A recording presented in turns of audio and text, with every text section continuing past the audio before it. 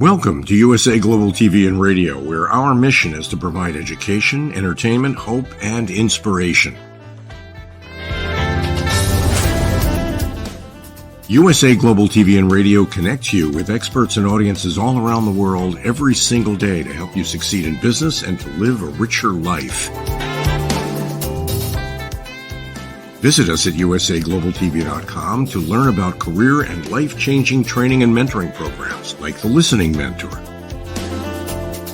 Subscribe to our newsletter to stay informed about our special programs and offers. Discover how you can become a guest on one of our shows or a host or producer of a USA Global TV and Radio show of your very own. That's USA Global TV and Radio, where the doctor is always in.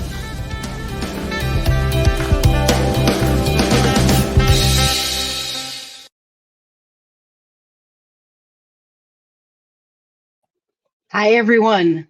Good afternoon and welcome. It is Monday, August 19th, and this is episode 3 of the Holistic Alternative. My name is Julia Mejia, and I welcome everyone today, as always. Very exciting to have a very unique guest today who is a comedian, also a cannabis consumer, to get her through her daily, spiels in regards to the industry as well. She is a beautiful person and an activist. Please welcome Danit Sibovits to the show today. Hey, thank you for having me. It's so nice to see you. You too. I'm great, thanks. Thanks so much for being here and taking the time out of your busy schedule to join us today. My pleasure, my pleasure. Well, it's finally not so rainy in New York, finally. It's been a monsoon here. I think you sent it this way, so it's that's okay. I'm glad it's clearing up over there. That's great. Yeah, just a little bit. It's an honor and a privilege to have you today, and we're going to get right into your very unique and it's an important story because, like so many people that get into the space, there's usually a reason for it. So I'm going to dive right in, and I'd love to hear, and I know our listeners would love to hear a little bit about your background and your history and how you started, first of all, in your comedic endeavors, but how you started using cannabis as well. So if you wouldn't mind divulging, I'd love to hear. Sure. So, growing up, I always dabbled in cannabis, obviously, parents, it's okay if you're teens, whatever, don't cancel me. But I think cannabis is the safe one. We always like to say you don't overdose. It's not alcohol. You're not gonna OD. It's okay. Let them experiment. But in general, I think that the stigma really needs to end for the health benefits of cannabis. What can it be used for? And it's really helped me my whole life, having anxiety and any kinds of issues with that. But in general, for those issues with anxiety, it's always helped me. But unfortunately, in 2022, I was in a really bad car accident and I had a major spine injury that required some serious surgery. I have screws in my neck and, opioids are necessary. You need painkillers after that kind of surgery, but how do we get off of it? And so I think that that's where cannabis can come in. I think what people are mistaking is when you're in that level of medical crisis and that kind of pain, cannabis isn't the replacement for a painkiller. It's not going to heal you and get rid of that level of pain with that kind of surgery, but it's going to get you off the opioids instead of staying on them and getting addicted. And I really think that it's the reason that I could get off of them. For me, I was on Dilaudid, which is basically morphine in pill form. And, I had a really good doctor and his team was really good. His nurses were amazing and they kept on weaning me off every week. You need doctors that actually talk to you and don't just ignore you. Right.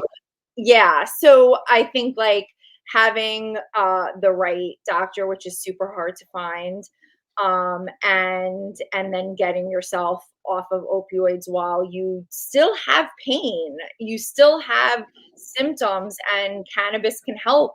Like, it's not going to help the level 10 pain, but it's going to help the level 5.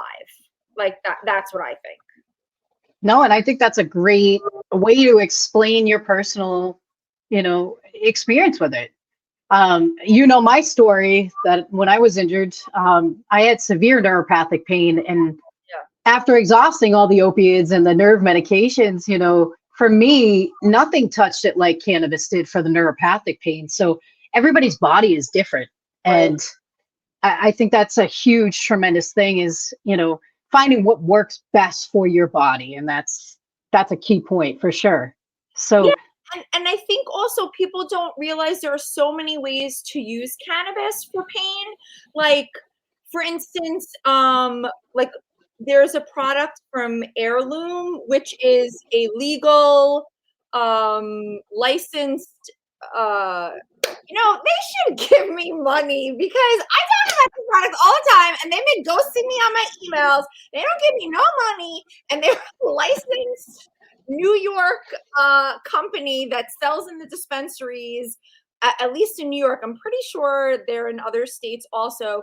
But what they have is, they have lots of different products, but specifically for what I'm talking about is they have like a balm, like a butter, like a balm butter in like a tin that has 1,000 milligrams of THC. Like, sorry, don't be scared. It's not going to get you high. You're just like putting it on your back. You're putting it on your skin. And 1,000 milligrams of THC is what you need, people. Like, I don't think it's going to hit you on your skin. Like 10 milligrams in a whole thing of like a balm of butter is not going to help. Like, you need high levels of THC in that kind of topical product to really get in there.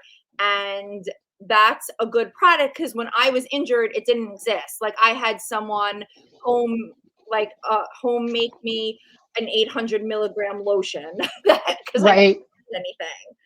So no, it's really about what works for your body and finding the right products for that. And a lot of people are scared.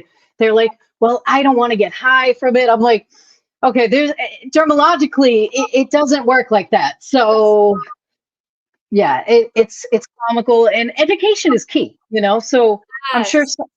I'm sure someone's going to listen to your segment and say, all right, well, she tried it, she explained it. I'm willing to try something now. So that's a huge thing. And yeah, it doesn't get you high, and it really takes away the pain.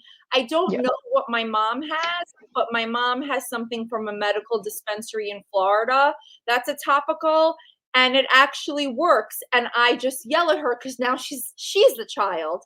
That's what happens when your parents get elderly. Because I'm like, if it works, why don't you stay consistent with it? I don't understand. Why don't you put it get it. time? I don't understand. But like, and I don't even know how many milligrams it is, because it's like, she's the child. Like, she can't figure it out. She can't tell you what it is. But I'm like, please use it every day, because it doesn't get her high. It's just a topical, and it actually helps her, unlike whatever else she's using. Exactly. And it's not like a traditional pharmaceutical where you're going to overdose, right? I think I was laughing today. I think it might have been your story that I saw, that it says the biggest overdose that you can get from cannabis is a good night's sleep. And I'm like, on point. There you go. Yes. Honestly, the worst thing, is that you might throw up.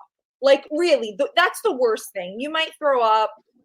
You might like drool a little bit if super, super zoned out. I don't know. Like, that's the worst. No, and at least we're not dying. There hasn't been any deaths that we know of cannabis related has caused, which is pretty conducive considering thousands and thousands of years of usage. So I'll take that any day over a traditional pharmaceutical. So seriously, but let's dive right in too. Let's talk about your background and how you got into comedy. Oh, okay. Well, what I like to tell people sometimes is like, well, I was the only person in college that had a poster of Larry David in my dorm room. I was like, that was weird. I'm like, I didn't have like a hot guy. I had Larry David. So I guess that's how I knew I was into comedy. But I've always been like really quirky and different and ridiculous. So I did improv for a while, and then I got into stand-up in like 2018. And so I've been like pretty focused on stand-up since then. I stopped doing improv because I'm not like really a character actor. Like I'm not Kate McKinnon. I'm not like, you know, Tina Fey, Amy Poehler. I can't like be a million different people. I'm just like funny. You're you. Yeah, me. Like I'm yeah. So, and that's what I do. And then about like almost 3 years ago, maybe like 2.5, 3 years ago, I came up with the Hot Box, which is basically a stoner comedy talk show where I get other comedians high and then interview them late night talk show style. And on September 7th, for the first time, I'm doing the Smoking Hot Mixer before, because like nobody gets cannabis lovers together that want to like mix and mingle. Like maybe you're single, maybe you have an open relationship, or like whatever, maybe you want to just make new friends. Like the cannabis like social scene is like not what it could be. And also like, okay, sorry, not sorry, but like at least in New York, like can we elevate these events a little bit? They can be a little bit like higher class. Sorry, don't hate me, but it's true. Okay. Like I don't You're need, speaking the truth. I'm speaking the truth. I don't need every whatever. I'm so old. I'm like trap brand, whatever plug. Like, can we just like have some class? Whatever. I'm a 41-year-old lady. Like, I'd like, you know, some, you know, Some finesse with the space and the events. I get it. yes. Well, so and so it's going to be really fun. I'm trying to get a dating app involved, so we'll see how that goes. Awesome. We'll see. So hopefully that'll be really fun. Get more people out. No, that sounds like an amazing event. That sounds great. And we'll definitely tell people how to connect with you towards the end of the segment and where they can buy tickets to that event and such. But that's awesome. Yeah, no, that's amazing. So let's talk a little bit further, right? How did you incorporate cannabis with your comedy? That's a really big thing, and that no one else has done that. Let's talk a little bit further about that. Well, don't we all love to be high and laugh? Like, isn't that what it's about? So, I guess, so part of it is that, like, I'm not the comedian that, like, is dying for, like, an hour Netflix special. I mean, listen, if Netflix calls, hello, Netflix, call me, Roku, USA Global TV, everyone, okay, everyone call me. I'm here. I'm not saying no to anybody, but ideally, my goal is not an hour special. My goal is more like a talk show. Like, that's what I want. So I was like, what would make mine different? And like, I love weed, so I had to come up with something different. And I just think also, I guess I came up with it like right as it was getting legalized in New York. So I felt like comfortable with doing it. And more people are comfortable with it. So I guess I just combined it. And everybody's like trying to do stand-up shows in New York with cannabis, but mine actually incorporates it into the show. And it is the biggest cannabis comedy show in New York. So everybody can pretend, but I have the best ones. It's fun. Well, so how difficult was that? How difficult was it to find a venue that was like, hey, sure, you could smoke. You could have people that come in that smoke. How challenging has that stigma been to get past? It's still challenging. I mean, basically I have to rent out venues. Like no comedy clubs will do it yet, because right now in New York, you still can't have like alcohol, food, and cannabis in the same place. Like you have to rent out a private venue, and then you could do whatever you want. Yep. So once a comedy club is like willing to do it, what they're willing to do, comedy clubs, is like just like have it like a 420 style show, but like not, you can't consume or smoke inside. So it's been really challenging. But now I have a really good venue. It's on 39th and 6th. And I have a whole 5th floor, which is beautiful. These like gorgeous like wooden tables. Like people have like engagement parties and weddings there. And then I have the whole rooftop. So I actually get 2 floors for the price of one because I wanted like both. You get both together because that's how they do it there. So I got like, so I can fit like 200 people. So everybody should come on September 7th. Because like the bathrooms are on the 5th floor with the kitchen and the inside. And then like the rooftop can fit more people. And that's the comedy show and the bar. So it just like works out really well. But yeah, like I have to like find special venues. Okay. So we're definitely looking for club owners that are listening right now that want to get involved and support not only cannabis, but cannabis and comedy, and a wonderful person that does it. So yeah, that's huge. And you know, it's not just about the comedy. You're also known for some of your activism. Can we talk a little bit about that if you feel comfortable? Yeah, we can totally talk about it. As I've been getting comments this morning because I posted, oh my God, I can't help myself. I'm my mother's daughter. You know when you realize you have officially become your mother? Except yeah. I go to therapy and psychiatry and take medication. My mother.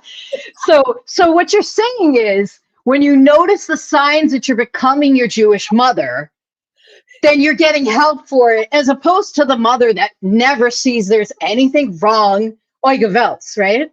There you go. Exactly. At least I'm getting help for it. So People Magazine, which it's horrible. I mean, here's my Hotbox shirt. I'm wearing it for the show. I love it. I love it. It's beautiful. So this is very sad.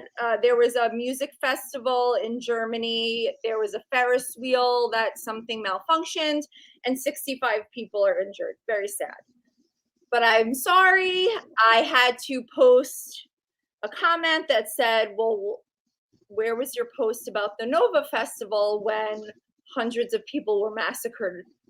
Thousands of people were massacred. Well, hundreds at Nova, but 1,200 people. Well, hundreds at Nova, specifically at the Nova Festival. That's why I wrote that. So I didn't even put Israel. I just put Hamas and the Nova Festival. I can't help myself. I'm so sorry, Germany, whatever. Okay, well, Germany. Oh, I don't have to. I don't have to say sorry to Germany about anything. But anyway,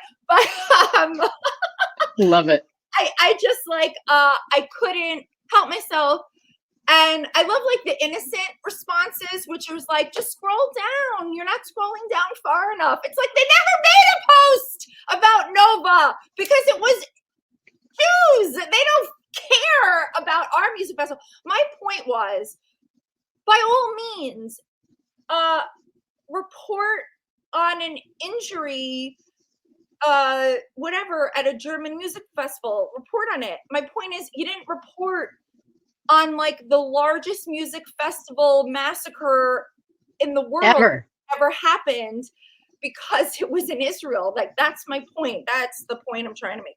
So this is what happens. And unfortunately, I've experienced a lot of anti-Semitism. I'm laughing because it's like, you don't know what to do when you do these things. Like, well, and that's what we're getting into too, because as a Jewish comedian, right? First of all, Jews and comedy, there's been a big connection because of the fact that persecution for Jews are not new. This is thousands and thousands of years of anti-Semitism.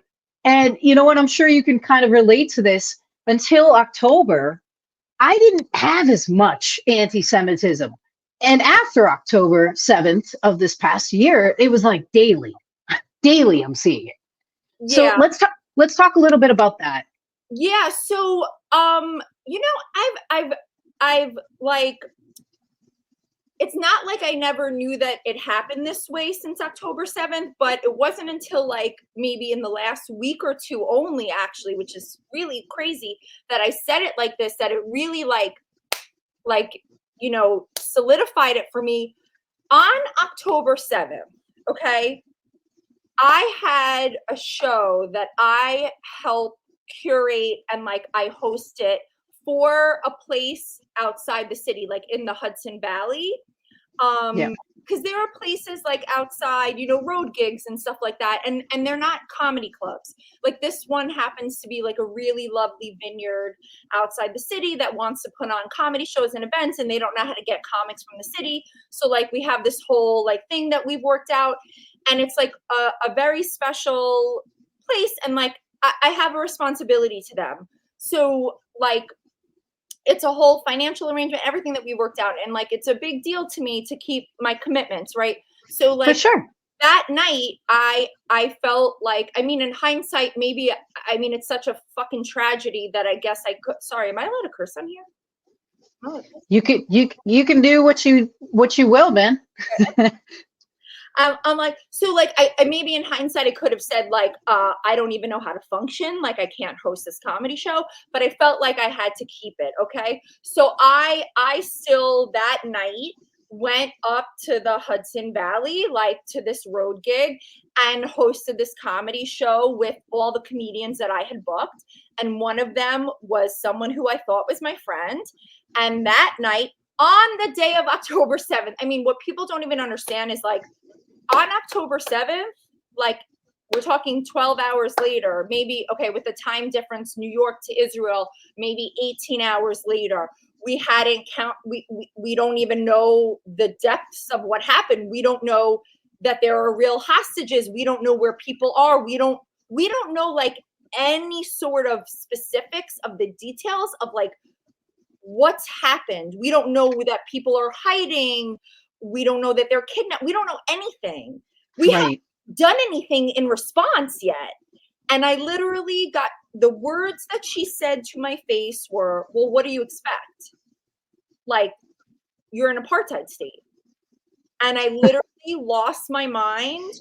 And she did apologize to my face in that moment, but then she posted vile things for the rest of the time, and I cursed her out, and we never spoken. I've never seen her since. She's an anti-Semite. She can say whatever she wants. She's an anti-Semite.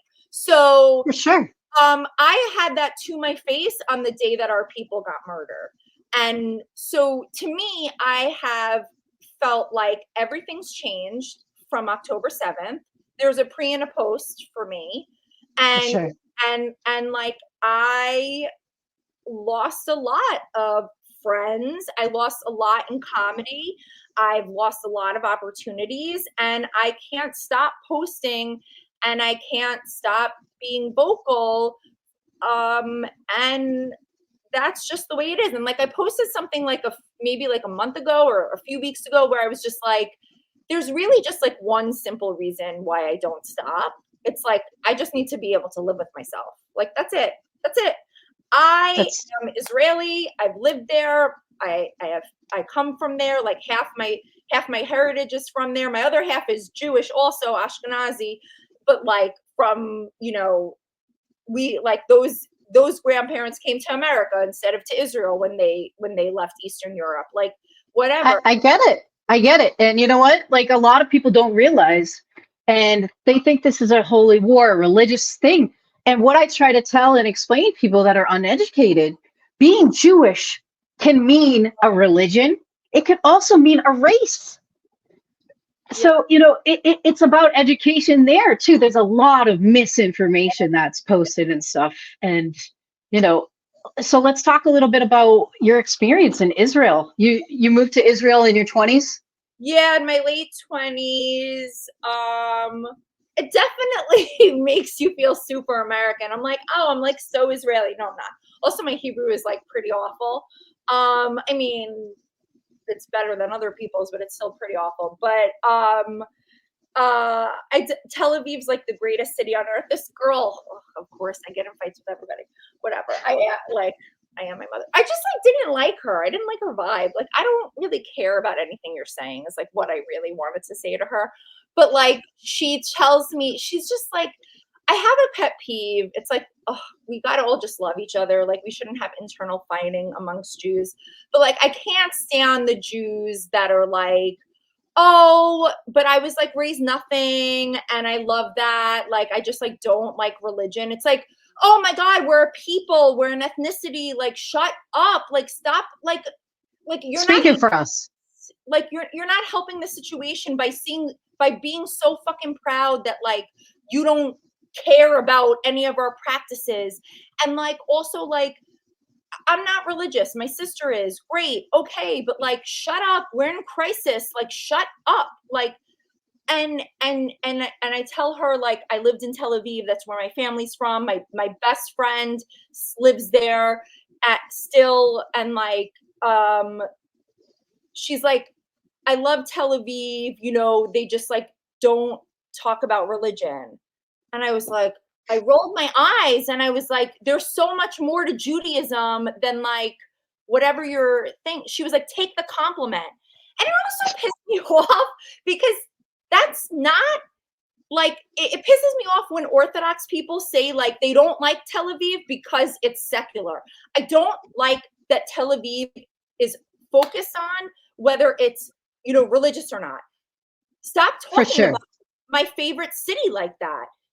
It's artistic and cosmopolitan and educational and has the beach. When I lived there, I lived 7 minutes walking from the beach and has like the best food in the world and like underground clubs and like everyone's so Tel Aviv-y. Like you can, like when I lived there, like it was so Tel Aviv-y to like walk down the street and see a guy that you like saw at the bar and like run away to the other side of the street or something, or walk by on purpose so that he could see you. Like, it's just like, there's so many like amazing things.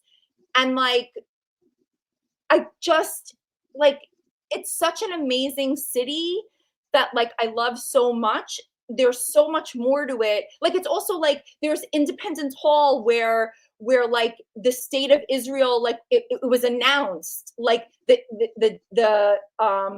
it doesn't have a constitution, but like the Declaration of Independence, like was signed, like that happened in Tel Aviv. Like, stop talking about it like that. It's just, it's irky, it's scary. There's a lot of misinformation, a lot of racism, anti-Semitism. And at the end of the day, you know, we have to stick together. We have to stick together and come together. I don't care what sect of Judaism you are. I don't care if you're Jewish by race and agnostic and you don't practice. Every Jew needs to come together at this point in this world. And even the non-Jews, you know, you don't have to be Jewish to support humanity. No, so, totally. You know, somebody posted on Instagram, like, where are the real liberals? The ones that like the old school liberals that smoke weed and have sex and do everything. I'm like, I'm right here. I've been standing up for us. Let's go. Right. No, and I totally get that. And so let's talk a little bit. How have you faced anti-Semitism in regards to your job and making it harder for you to be a comedian and do your bookings and fulfill those? Let's talk a little bit about that. Yeah. I just don't get booked. So you've seen a decline since October 7th for bookings. Oh, totally. Yeah, I just don't get booked that much. And like and this summer I'm just like enjoying my life. Like I want good. And I'm like focusing on like really bringing the hot box to like the next level with the smoking hot mixer and stuff like that. So like that's okay. You know, like stuff like that. But like comedy in general, regardless of anti-Semitism, can be like a super toxic environment. For sure. Because it's like the entertainment business, but like so many worse people. Like everyone is horrible. Because like everyone is depressed or an addict or something. Like every single stereotype about comedians is like true. Like everyone has like childhood trauma or depression or an addiction issue. Like that's why we're narcissists on stage trying to make people love us. So I think it's such a beautiful service though that you provide people, because especially at this point in time where we're going, you know, possibly to World War III at this point, The world is a mess. And you know what? As Jews have done for centuries, we try to laugh about it, because if we don't, we cry. So, you're providing a very valuable and essential service right now during a time where it's really needed. So I think you need to really, take that to heart amongst all the hate, and, take that, because it's important. It really is what you're doing right now. I hope so. Yeah, I think we need laughs like that. When I like try to post on Facebook in like Jewish groups to be like, come to the show, I'm like, we could all use laughter in these horrible times. Yeah, it's true. And so how's the response been from the Jewish community? Have you gotten a lot of support? Yeah. The Jewish community has been great. I mean, it just like the silver lining of I think the whole situation, like as far as everyone I've like spoken to, has been like everybody has reconnected with people. Like I've reconnected with people from college and like just random people. Like it's been like a really nice way for that. I think has been like the silver lining. Like it's Right. like that it's just craziness, but like the Jewish community is like really, really, really special. Like even like last week, a lone soldier in Israel died very suddenly from like an allergic reaction to something having nothing to do with the war. Like I don't even know if it was a food or medicine. I have no idea. But they had his funeral like at 10 p.m. in a suburb like outside of Tel Aviv, like 20, 30 minutes outside of Tel Aviv. And the family couldn't get there from America in time, like whatever, and just like begged everybody in the country, whoever can go to his funeral, and thousands of people showed up. Like that's who we are. And like, I just wish that people knew that we were like that. Like, why do I care so much? Because I'm crying over people that I've never met that are being held hostage. That's who we are. That's what we do. Well, when one Jew cries, one Jew bleeds, we all do. And that's how it should be. And again, we talk about other races, right? The African-American community, the Asian community, the Jewish community is a race. And I have to continue to emphasize that we should have rights just as any other ethnic group does. Yeah. It's a concerning thing. So, let's talk a little bit more about, your show in September, how you want that to go, because we're getting down to the nitty gritty here. I want to know how people can contact you and purchase tickets and stuff for your show. Okay, well, you can find me on Instagram at Danit Sibs.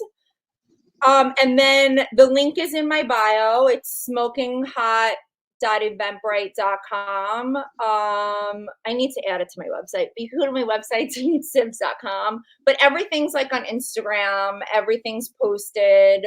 That's like the best place to always find me is Instagram. I'm super active on there. I'm too old for TikTok.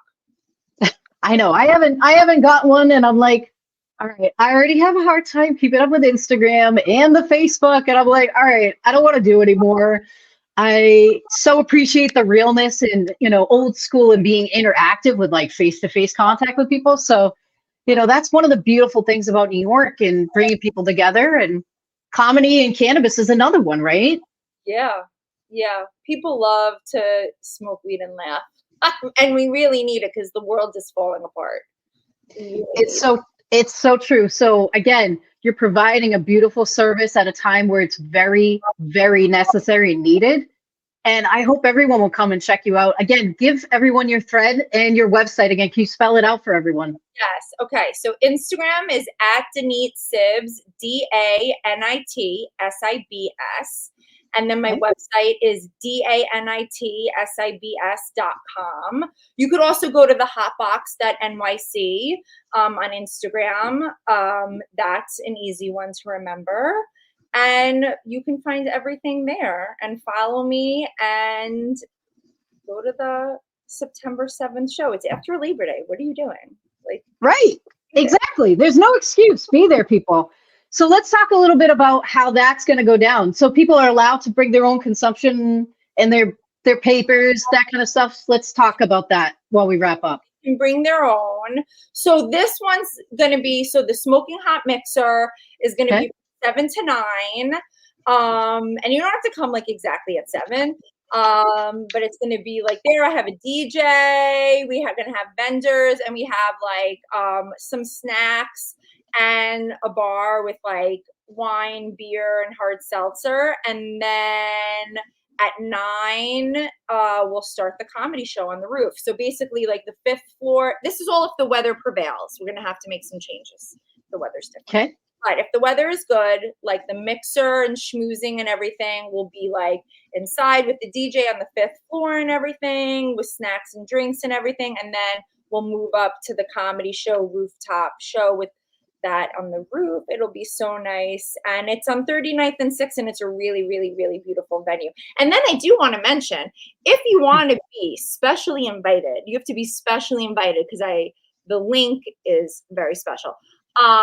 To the first ever infused Shabbat dinner that I'm hosting on Friday, November 1st.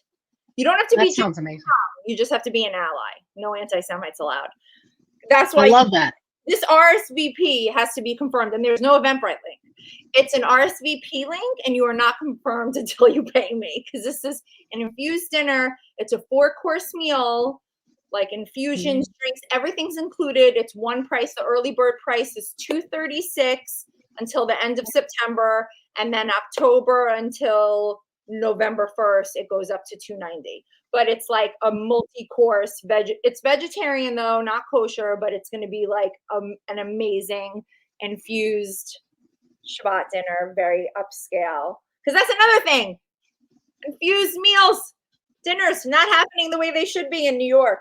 Mm-mm. Oh, I don't think it's just New York. It's everywhere. There's a lot of, backyard barbecue kind of style, but, and that's well and great, but, stoners like to dress up once in a while and go out and have a nice dinner. Well, it's also what you're charging. I paid for like an omakase infused dinner for like $300, and it took 5 hours and I was starving. I can't do that. No. This is a Jewish woman did not do that meal. I was just gonna say, it's run by a Jewish woman. You're gonna get fed. You're gonna get fed. Everyone does, and that's just how we are in our lifestyle. You can't leave a Jewish person's home without being fed. No. So that's awesome. Thank you so much for taking time out of your busy schedule to be here. And one more time, give everyone your thread and your best contact information. Okay, find me on Instagram at Danit Sibs, DANITSIVS. And thank you so much, Julie, for having me. This was awesome. Thank you for being a guest. And please keep up the amazing work that you're doing. It's important. Am Yisrael Chai, and we just pray for the world to calm down and to have some peace. So thank you so much for taking the time to come in today and talk with us. Thank you. Have an amazing day. Take care. Thank you guys for joining us for this special edition. We will see you next month in September. We actually have 2 shows coming up in September. More information to follow. Thanks so much. Have a great day.